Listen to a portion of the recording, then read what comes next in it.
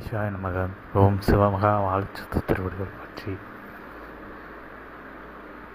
அழகு முருகனவனுக்கு அற்புதமாய் அரியணையில் அமர வைத்து அழகு பார்த்து முடிசூடி உயர்நிலை கொண்டு அவனை மன்னனாக அமர வைத்து அரசாட்சி செய்கின்ற உயர் சபைதனை கொண்ட சிவமகா வாழை சித்தனை அகமாற அழகம்மை என்று அழைக்கப்படுகின்ற தேவியாய் சுந்தரேஸ்வரனோடு கலிக்காம ஊர் என அழைக்கப்படுகின்ற ஒரு தலம் இருக்கின்றது.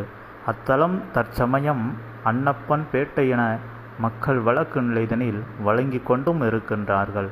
அத்தலத்தில் அமர்ந்திருக்கின்ற அழகம்மையாய் உம்மை வாழ்த்த அகம் கனிந்து வந்து அமர்ந்திருக்கின்றோம் சித்தனே. அழகு என்ற நிலை அந்நிலை எங்கிருந்து வெளிப்படுகின்றது? உண்மையில் அழகு என்பது எது என்று தேடுகின்ற பொழுது, அழகு என்பது புறத்தோற்றமா அகத்தோற்றமா அல்லது ஒருவருடைய மாநிற தோற்றமா என்றால் நிச்சயம் இவை யாவும் அழகில்லை. அழகு என்பது உள்ளுக்குள் இருக்கின்ற ஆன்மாவினுடைய வெப்பநிலையே உண்மையான அழகு என்று யாம் உரைக்கின்றோம். அது என்ன வெப்பநிலை என்றால், ஒருவர் தவம் இருக்கின்ற பொழுது உள்ளுக்குள் வளர்கின்றதே ஓர் தவக்கணல். அது உடலில் வேண்டுமென்றால் குளிர்ந்து விடலாம், ஆனால் ஆன்மாவில் அது குளிராது. ஆன்ம ஒளிதனை அது அதிகப்படுத்திவிடும். உடல் நிலையானது வெளி நிலைதனில் எத்தனை பஞ்ச பூதங்களுடைய மாற்றங்களின் மூலமாக அதன் வெப்பத்தை இழக்கலாம், ஆனால் ஆன்ம நிலையானது அவ்வளவு எளிதில் அவ்வெப்பத்தை இழக்காது.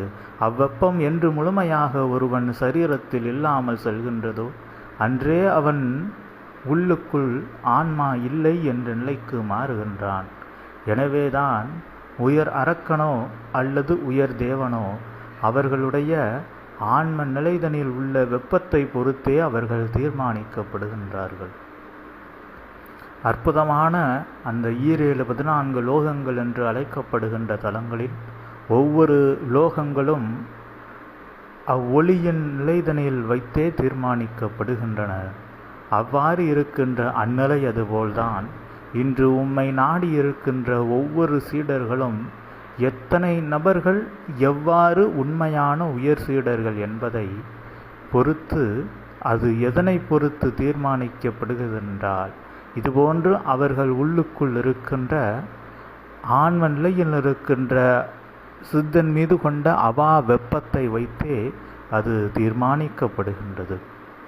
சித்தன் மீது அதிக அவா கொண்டு சித்தனோடு அதிகம் நெருங்கி இருக்க வேண்டும் என்று தீராத அன்பு கொண்டிருக்கின்ற பொழுது வருகின்ற உள்ளுக்குள் ஓர் தவ ஆற்றலானது அது சில நேரங்களில் மோகமாக வருகின்ற பொழுது அழித்து விடுகின்றது. ஆனால் சரியான அளவு அன்போடு சித்தனோடு இணைந்திருக்க வேண்டும், யுகமாற்றத்திற்கு பணி செய்ய வேண்டும் என்று ஒரு சீரான நிலைதனில் இருக்கின்ற பொழுது அற்புதமாக சித்தனிடமிருந்து ஆற்றல் பகிரப்பட்டு அற்புதமாய் அவர் ஆன்ம நிலைதனில் உயர் ஆற்றல்கள் உள்ளுக்குள் ஊடுருவிச் செல்லும். அவை வெளி நிலைதனில் பஞ்சபூத இந்திரியங்களால் வெளிக்காட்டப்படுவதற்கு சில காலங்கள் பிடித்து கொள்ளும். அதனால்தான் சிவசபையில் ஆகமங்கள் என்ற முறைதனில் பல முறைகளை உரைக்கின்றோம். ஆகம முறைகளை நிறைவேற்றுவதற்கு உள்ளாக ஆன்ம நிலைதனில் அவ்வாற்றலை தேவ சித்த கணங்கள் செலுத்திவிடும். பின்பு அவ்வாகமத்தின் முடிவாக இருக்கக்கூடிய நற்காரியமானது உங்களுக்கு நடந்துவிடும். உங்களுக்கு நடக்க வேண்டிய தீய காரியங்களும் அதன் மூலமாக அகற்றப்பட்டுவிடும். கர்மவினை என்பது கூட ஆன்ம நிலைதனில் இருக்கின்ற வெப்பமானது குறைகின்ற நிலையே. உள்ளுக்குள் இருக்கின்ற அவ்வெப்ப நிலைதனை அதிகரித்து கொள்ளும் நிலைதனை ஒருவன் அறிந்து கொண்டால் நிச்சயமாக அவன் கர்ம வினைதனிலிருந்து தம்மை அகற்றி கொண்டவனாக மாறிவிடுகின்றான். அவ்வாறே இன்று வாழை சித்தனும் தவமிருந்து தவமாகவே இன்று சிவமாக அமர்ந்து விட்டான். அவ்வாறு இருக்கின்ற நிலையின் மூலமாக இன்று பலருக்கு அச்சிவநிலை எவ்வாறு அடைவது என்ற நிலைதனை கற்றுக் கொடுத்து கொண்டிருக்கின்றான். கற்றுக் கொடுத்து கொண்டிருக்கின்ற நிலைதனை கற்றுணர்ந்து தமக்குள் இருக்கின்ற நிலைகளை மாற்றிக்கொண்டு தம் ஆன்ம நிலைதனில் இருக்கின்ற வெப்பத்தை குறைக்கக்கூடிய காமலோப மதமாச்சரிய அகங்கார நிலைகளையெல்லாம் விடுத்து ஒருவன் அற்புதமான ஆன்மீக நிலைதனில் உயர்கின்ற பொழுது ஆன்ம நிலைதனில் வெப்பமானது அதிகரித்து சிவநிலைக்கு நிகரான பிரபஞ்ச வெப்ப நிலைதனை அடையும். அப்பொழுது சிவனோடு ஐக்கியமாகி கொள்கின்றார்கள். உரைக்கின்றார்களே, சிவனோடு ஐக்கியமாகி விட்டார்கள், சிவத்தோடு ஐக்கியமாகி விட்டார்கள், சக்தியோடு ஐக்கியமாகி விட்டார்கள், அகத்தியனோடு ஐக்கியமாகி விட்டார்கள், அருமுகனோடு ஐக்கியமாகி விட்டார்கள் என்று. இவையெல்லாம் என்னவென்றால், அருமுகனின் ஓர் ஆன்ம வெப்பநிலை உண்டு. அவ்வெப்பநிலைக்கு சமமான ஆற்றல், அதற்கு குறைவாக அல்ல, நிறைவாக அல்ல, அதற்கு சமமான ஆற்றலை ஒருவன் தமக்குள் பெற்றுவிட்டால் அவன் அருமுகனோடு அருமுகனாகவே மாறிவிடுகின்றான். அந்த ஆன்ம நிலைதனில் இருக்கக்கூடிய வெப்பத்தை ஒருவன் தமக்குள் ஏற்படுத்தி கொள்வதற்கு, அருமுகனுக்கு நிகரான அவ்வான்ம வெப்பநிலையை உள்ளுக்குள் ஏற்படுத்தி கொள்வதற்குத்தான் அத்தனை தவ பயிற்சி நிலைகளையும் சித்த கணங்கள் இதற்கு முன்பு உரைத்து வைத்து சென்றனர்.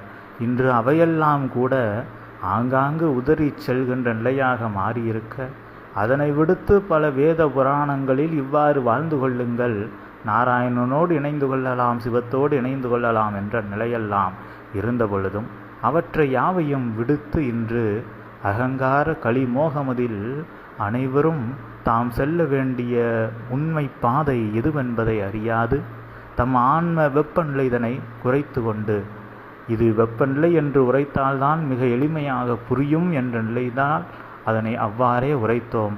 அதிலிருக்கின்ற உயர் சூட்சமமும் வெப்பநிலை பொறுத்தே அமையும் என்ற நிலைதனை அறிவித்து, உயர் தேவ சித்த கணங்களினுடைய எத்தேவ சித்த கணங்களுக்கு இணையான வெப்பநிலைதனை நீங்கள் பெற வேண்டுமென்று நினைக்கின்றீர்களோ, அத்தேவ சித்த கணங்களினுடைய நிலைதனை எண்ணிக்கொண்டு சரியான தவ பயிற்சி நிலைகளும் காமலோப அகங்கார மதமாச்சரிய நிலைகளையெல்லாம் விடுத்து ஒரு வாழ்வை நீங்கள் நடத்தி கொண்டிருக்கின்ற பொழுது நிச்சயமாக உள்ளுக்குள் ஓர் நாள் அவர்களுக்கு சமமான ஆற்றல் உங்களுக்குள் வரும்.